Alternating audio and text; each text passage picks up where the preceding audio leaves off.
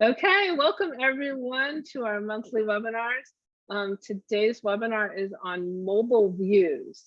So this is a common, question that we get as account managers. It's also very important. Our phones, the way your website looks on the phone is super important. And there are some real definite tips and tricks that you want to know about.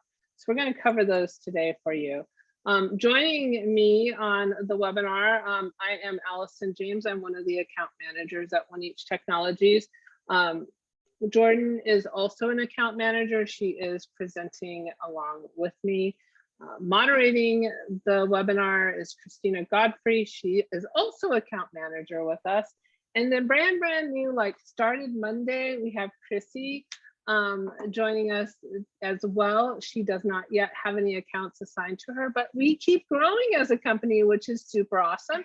And we are trying to make sure that none of you get neglected and that we have enough time for all of our customers. So there might be a little bit of moving around on some of the accounts. So some of you might get to be working with Chrissy here in the near future. So we welcome her and thank her for joining our team.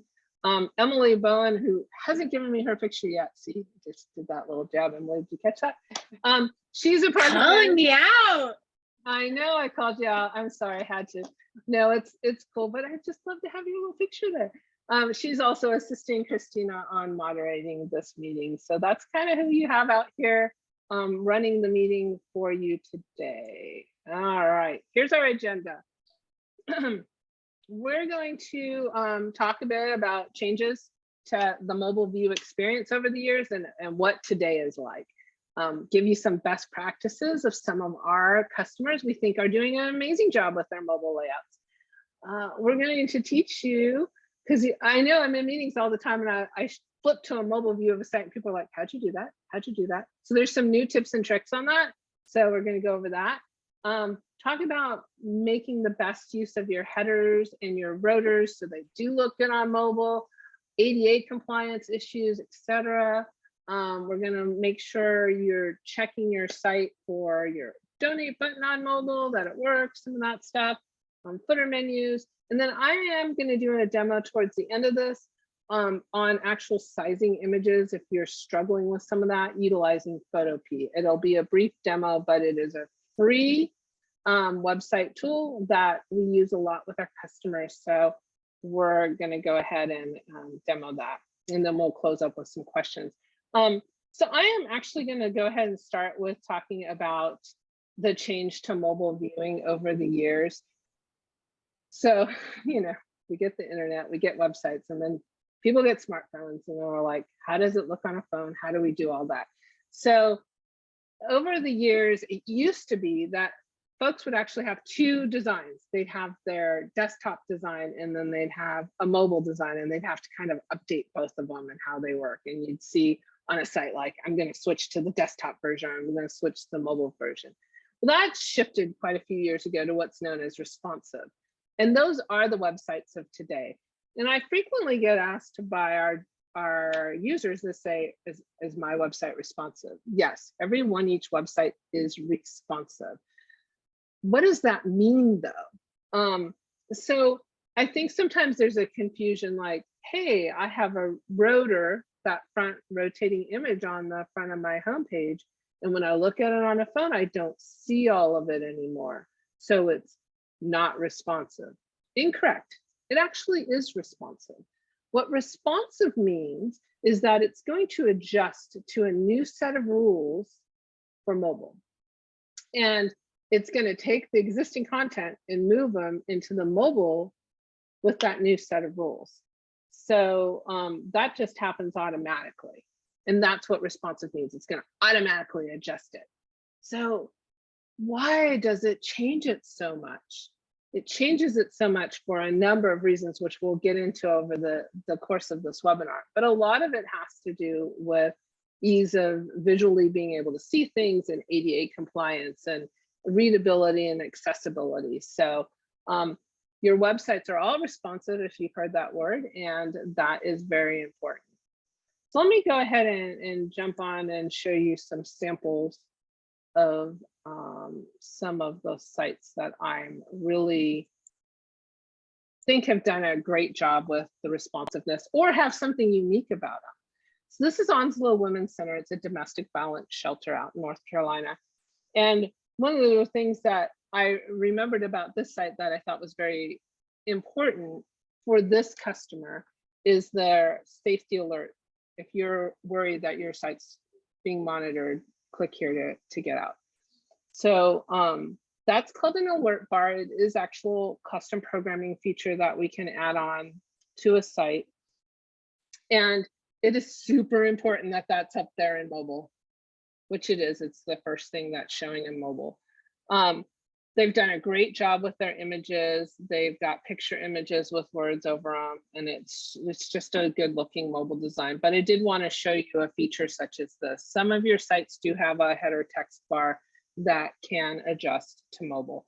Now, know that we have lots of different templates and themes, so everyone's might feel a little bit different. These guys have a message across the top too. I was just talking to them today, and Quad Cities is getting ready. They just launched their Day of Caring registration, which is an event that a lot of United Ways do. They literally opened it today.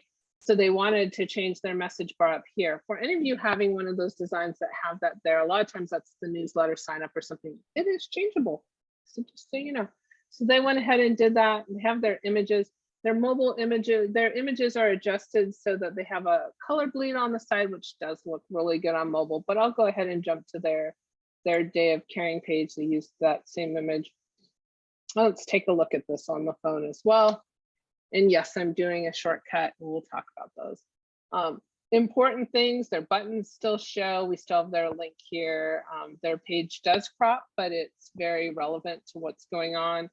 And as I scroll down, you know, using buttons and the layout and color backgrounds, even some of their accordions to lay this information out looks really, really good. Okay. And then one more sample that I'll show you. So this is something that I know back in the day before we had our Drupal 8 and Drupal 9 sites, some of you are still on Drupal 7. We'll go over which version you have in a minute.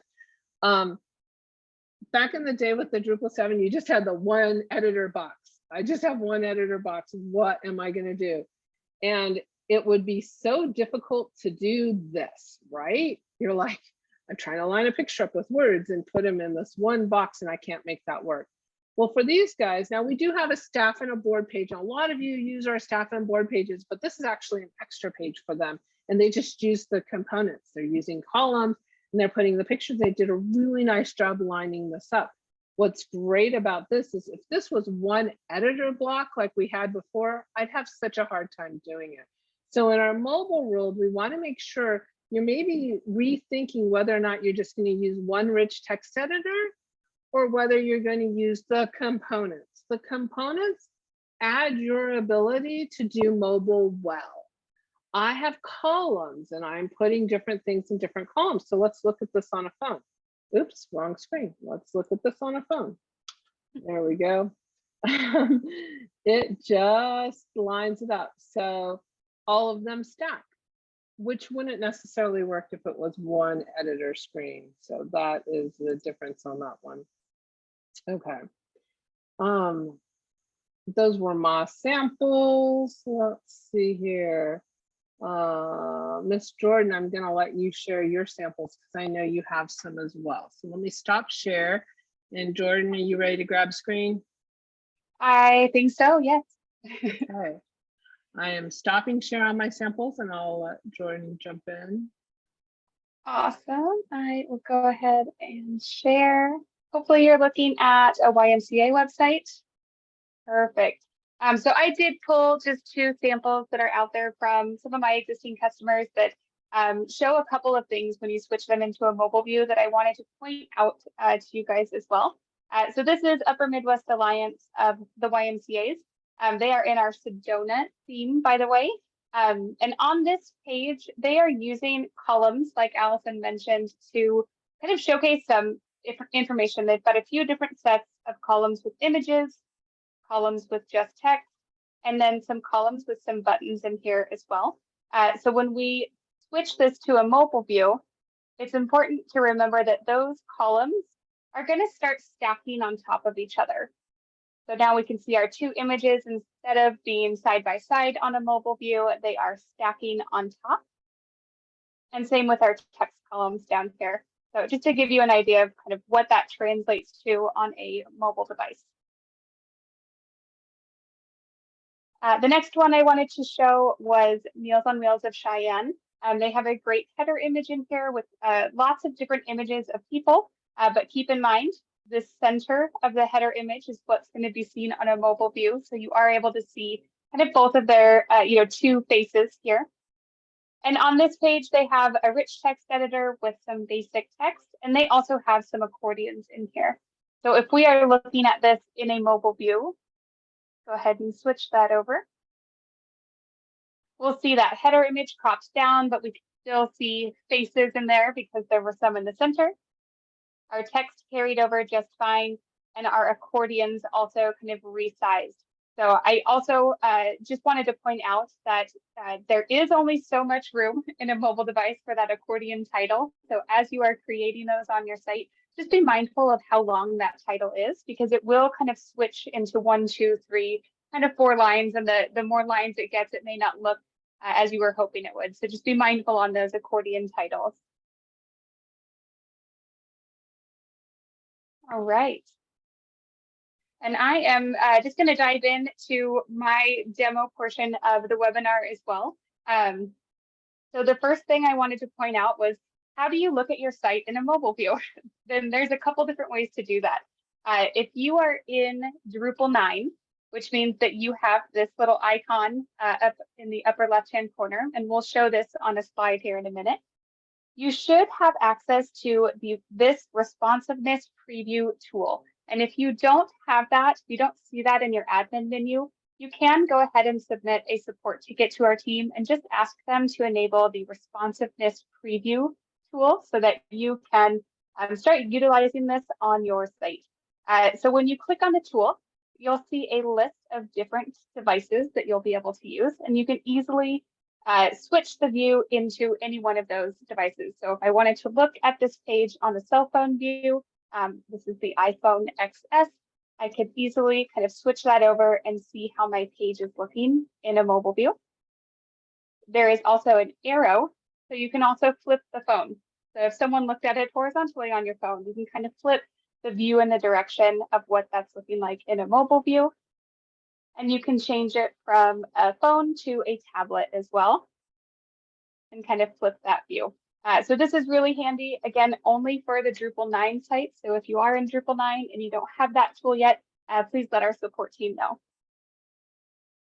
However, there are other ways to get to that responsive design preview, and I can never remember the actual shortcut that Allison has, but I know kind of the manual back-end way. If you are using Firefox as your browser, if you click the 3 little lines in the upper right-hand corner here, you can come down to a More Tools and then Responsive Design Mode. And that will also switch your view into that responsiveness. You can see the different devices to select from up here at the top, and you can also flip the layout of the phone. So that's in Firefox. If you are a Chrome user, it is the same route. There are 3 dots in the upper right-hand corner. We can come to More Tools, and then Developer Tools is the title of this one. And that does the same thing. It's going to switch that phone into that tablet view or mobile phone view, and you do have additional options up here at the top. And Allison, what is that shortcut for Firefox?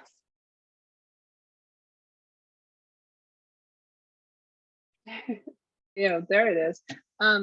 Control Shift M, Control Option M. I'm in a Mac, but it's, yeah. Yes, thank you. Or Control Option M if you are on a Mac, that will automatically switch it over in Firefox for you as well.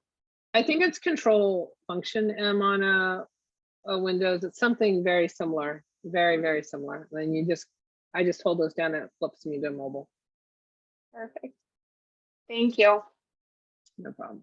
All right. Okay, and then the second topic that I wanted to just bring up was all about images, header images, rotor images, and images within the body area specifically on your pages. Something that we had seen in the past was a lot of text being placed right on an image, creating a nice banner image talking about, we've got this big event, it's on this date, and all of that text getting added into the image. And that is something that we are no longer recommending doing for a couple of reasons. And I've added a header image on this page as a sample with text and images to kind of show you the reasoning behind it. The first one is that it is not actually very accessible to your users. So screen reading tools can't actually pick up on the text that is placed within an image. Those tools pick up on fields on the site. So your title field is something that would get picked up by a screen reading tool. That's also what Google picks up as well. So Google won't be able to pick up any of the text within your images. So we do recommend trying to avoid placing text or instructions directly within that image, especially in the header image or the rotor image field. The other reason for that is because the new standard is to do what we call focal point scale and crop. It will crop that image down to the center. So if you do have text, if someone is looking at that page on their phone, they may not actually be seeing all of that text or all of those images. So this was my example of kind of we'll call it a bad header image, with text and images that may not translate over well to a mobile view. So I wanted to also show an example of a good header image. We take a look into this page. I tried to keep in mind that sometimes you do need a specific headshot or a logo or an image within that header area. So I found an image that kind of has it's got a headshot directly in the center. Here's my good one.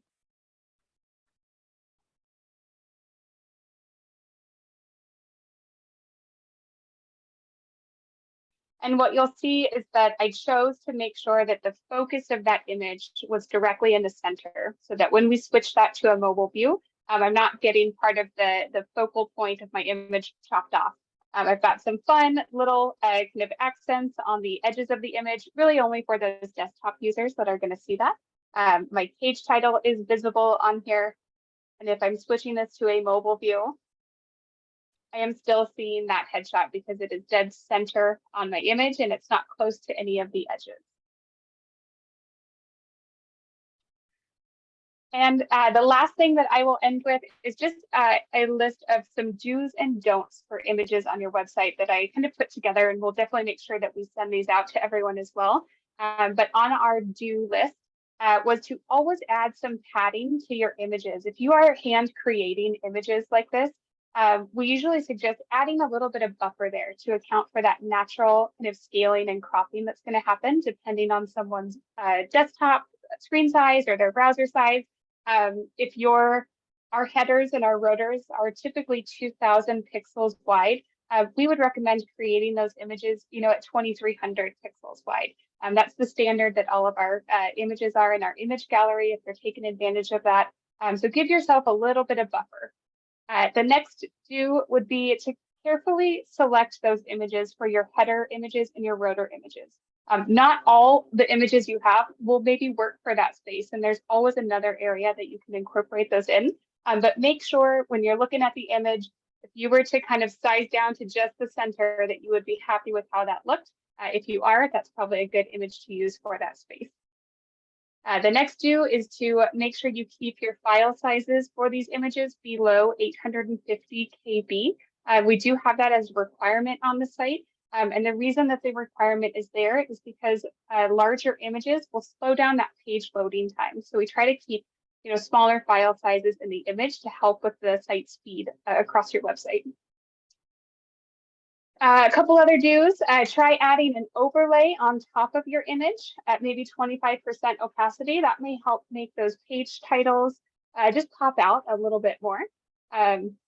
If you are adding images within the body area of your page here, we do recommend a max kind of width here of 850 pixels. And then the last do is we do recommend saving your image files as JPEG images when possible. The PNG files will work, but they do tend to be a little bit larger in file size. So if you're really concerned about page loading speeds, JPEG images are the ways to go. And then just 2 don'ts from us. The first don't would be, try not to place text directly within your image. If you absolutely have to, make sure it is centered on that image. And don't place your logos or your focus area of the image, anywhere here on the edges of those images, because it is going to get cut off in a mobile view. And that is my list. So Allison, I will go ahead and hand it back to you if you're ready. I am. Thank you. There we go. All right. Let's go here. All right. Thank you, Jordan. We see in website up. Yep. All right. Awesome. So if you haven't been doing it right now during the webinar, hopefully you probably all have your phones out or looking at your website on your phones. I would say that's something we forget to do. There's this tendency to have like tunnel vision when we're working on our site of whatever it looks like on our screen, right? So usually we're editing our site on a PC, we have a monitor, a laptop, whatever, and like it doesn't align or whatever. Keep in mind that like if you hit enter keys, that can do some weird things to your mobile layout. Let things wrap naturally, let things display naturally. This site's up because I want to also remind everyone, and we're going to look at your mobile, to make sure if you have any kind of buttons on your site. A lot of sites have a button for donate or for something. Just make sure that it is clearly visible on mobile and that it works. That is something that every once in a while we'll find the mobile version, it might break, or it maybe isn't displaying right.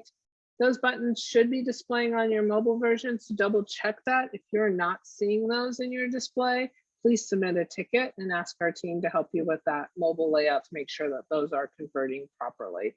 Also, try it on your mobile. Try things on your mobile. Click forms, click things, submit things. Just make sure your experience is the same it should be. And if for some reason it's not, then let us know about it and we will help you with that as well. So as I mentioned earlier, and I am feeling we're running ahead of schedule, so this is going to be a shorter webinar for you guys. We'll give you some time back in the day, so please feel free to jump in and ask questions. I do want to show a tool called Photopea. Now, if you use Photoshop, use Canva, you use some other tool, that's fine. This is one that I will often show our customers because it's free. Yes, there's ads on the side. Arvest is advertising to me right now. Hey, it's free. Go ahead, Arvest, advertise. I don't care. I basically have a free version of Photoshop with this tool, and I don't even need to do much in it. But if you've ever been frustrated because you have a picture that's too large, like Jordan said, it has to be 850 kilobytes or less now to upload. Let's show you how to make sure that your picture isn't that large, or it's just not fitting right, or how do I do that? So photopea.com is the one that I'm on right now. I've already loaded this graduation picture. It's a 2 megabyte picture. I can't load it on my site. And it's not all that hard to get it to fit properly. So here's how this works in this tool. I'm going to go to image and I will click on image size. Same thing I would do in Photoshop, as a matter of fact. It's showing me it's 3,000 pixels wide. Well, Jordan said, let's allow for a little extra space. Let's go 2,300 pixels wide, even though my header or my rotor image is probably 2,000 pixels wide. So I'll set this at 2,300 pixels wide and say, okay, just gonna make it a little bit smaller. And literally I can save this and add it to the site right now. I do want to show you one other tip that you might find handy. This picture actually doesn't need it, but if you ever have a picture that's very bright and you're going to put it in a header image and you have like text that overlays on it and you can't see the text very well because the image is too bright, I want to teach you how to darken an image.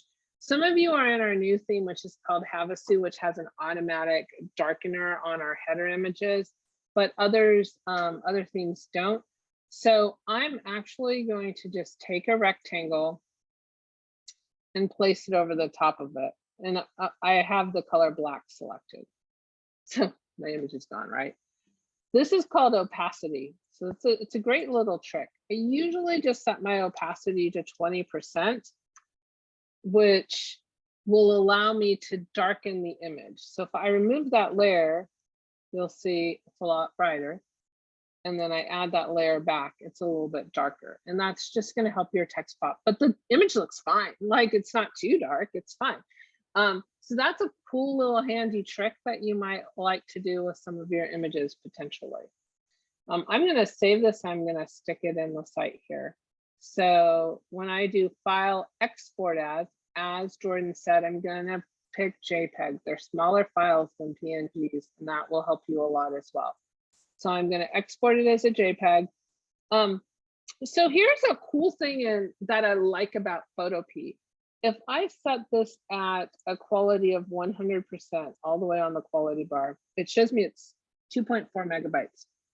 It's too big. In the web world, if you're at least 70%, you're fine. It's fine for a website. It'll look perfectly good. When you've seen things like Save for the Web, 70% takes it to 193 kilobytes. I tend to just because I tend to go to 85% on my quality indicator for this, and it's 300 kilobytes, perfectly good.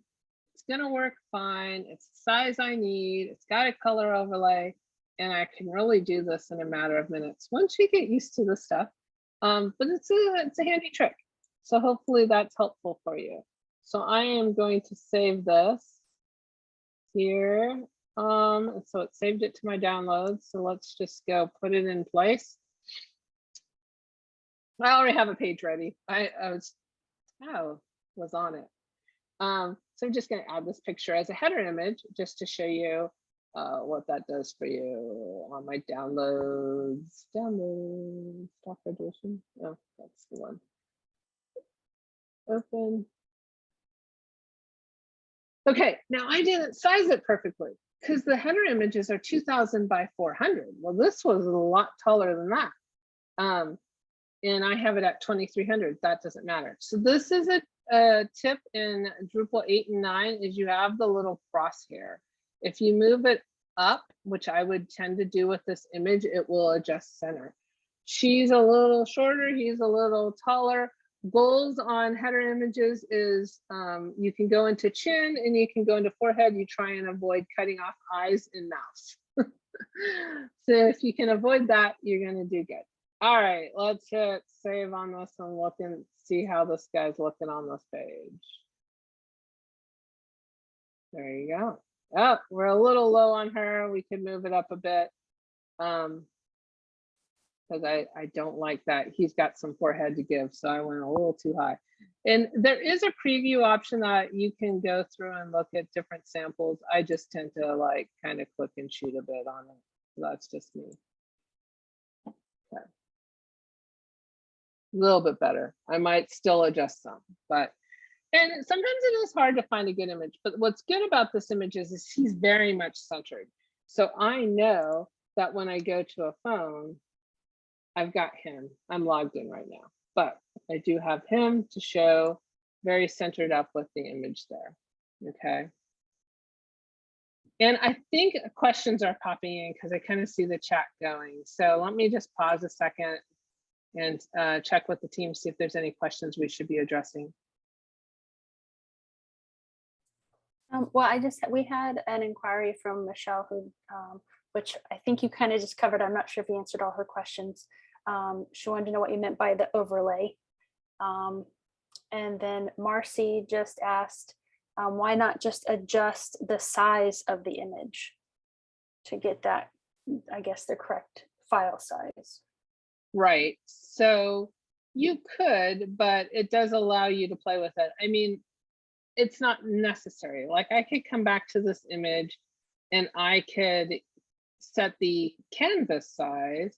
So I know if I wanted to be exact, I could set this to 2000 by 400. But we know that when we go to mobile, especially more the width, that your mobile does different things. And folks are always asking, like, tell me what the mobile view is going to be.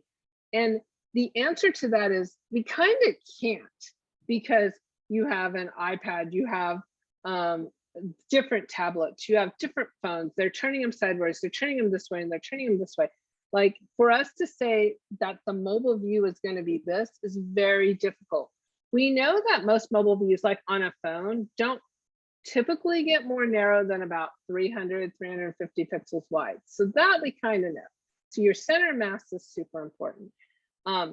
Yeah, I'm gonna crop this perfectly. This header image here is 2000 by 400.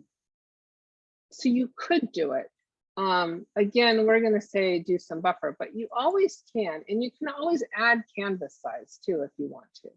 But if I take my image size here and let's just set it to the 2000 and say okay, then I can go ahead and crop the. Usually, what I'll do is I'll set my top first because I know she was kind of close. Let's go right about there, and we'll set it to 400. Oh, it didn't do what I said it to do. And while you're doing that, Allison, Michelle, the overlay that I had mentioned was exactly what Allison just demoed, adding that kind of black square and then adjusting that opacity level to add that kind of overlay on top of the image to darken it just a bit. A lot of our sites have, white page titles, or if you have any in that topical theme, the header area, those menu links are all white. And that overlay can really help make those items just stand out a little bit more and help with accessibility of kind of seeing everything that's on your website. So you can see where when we go to the exact image, it doesn't, I often won't crop them perfectly to the size because I want to be able to adjust with the crosshairs when I'm on a page. Also, if I'm starting from an image that's a little bit bigger, like that 2300, it gave me a little bit more to work with, but hopefully that's helpful on it. If you are stuck with images, ask your account manager. We're happy to help you with any of those. People really make the best images. I know back in the day, I loved to put words all over my images, golf tournament, the date, all this stuff. It just doesn't work well for ADA compliance, for mobile, for any of that. So finding a good picture that represents and using your words on your page is also better for your search engines, etc. One other thing, just to comment on that we get asked about is like, what about an app or whatever? Your website, you can teach people. I have some customers who teach their customers how to turn it into an icon on their screen so they can just click it right from their phone. So if you have good mobile traffic, that's also something to think about. Anyway, other questions out there from this?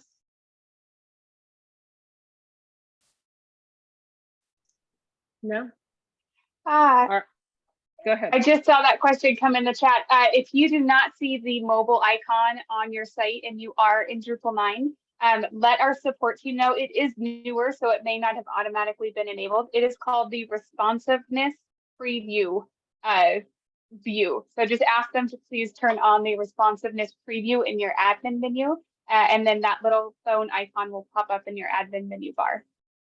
Amy, what a great segue that was. So if you don't know what version of Drupal you have,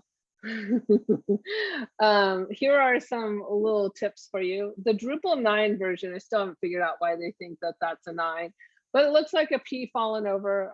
This one more in the middle is your newest Drupal 9 version. Our goal is by end of year or early next year, we're hoping all of our customers are going to be on Drupal 9. That is the latest and greatest. For those of you still on Drupal 8, the update, it's simple. It doesn't come with a lot of changes to your site. It's more of a developer update, but it's the Drupal 9 sites that have that mobile icon now up in in the menu bar up at the top. So if you're in Drupal 9 and you're not seeing that icon, like Jordan said, put in a support ticket and our team will help you get that in place. Here's the Drupal 8 symbol. So if you're like, I don't know what I have, this is Drupal 8. If you're in Drupal 8, talk to your account manager about when to schedule your Drupal 9 update. We need to get you on the calendar. And if you don't see either an 8 or a 9 and you're still just seeing the admin bar, you're probably in Drupal 7, and by golly, you've got to be talking to your account manager. We must get you updated. Drupal 7 is coming to end of life and it's not going to be supported anymore. We're down to a handful of you. It's not that many anymore, but if that's you, please be sure you're talking to one of us. If you don't know who your account manager is, ask us in the chat. We'll find out for you. Hopefully you're aware of who you're working with. All right, so we're wrapping up. We're going to wrap up a little earlier today, it looks like, unless you guys come up with lots of questions, but some closing details and notes, and Jordan, jump in as you want. As first one is, we just talked about, if you're in Drupal 9, request that mobile toggle in the admin menu bar. There you go. Yep. That's what, or responsiveness.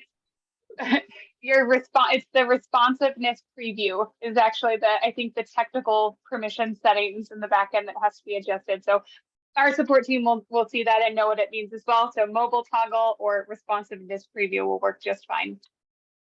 Okay. And then if you're having any layout issues with mobile, check your mobile.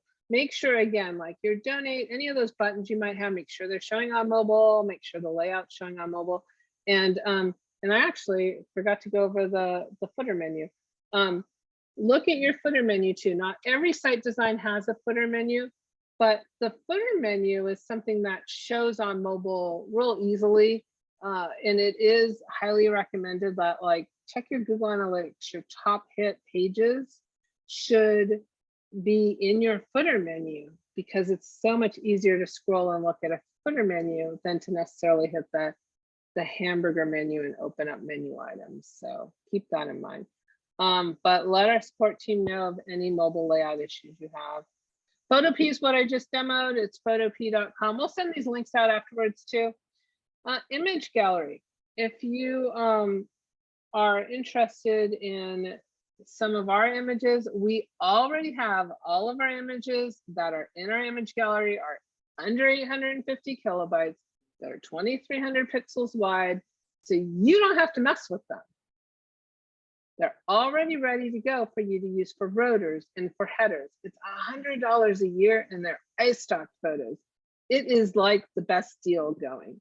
And I know it's great to have local pictures, but you want to have good pictures. You want quality pictures that aren't blurry, that work well. So I highly recommend it. Were you going to say something, Miss Jordan? No, I think it's such a great deal. Sometimes those images can be, almost $10 per image. So $100 a year to have kind of as many images as you need from that library is just a really, really good deal. And that library is also updated on a regular basis. So there's constant flow of kind of new images going in there. Yes, and we can even pull images from iStock if there's an image you really need.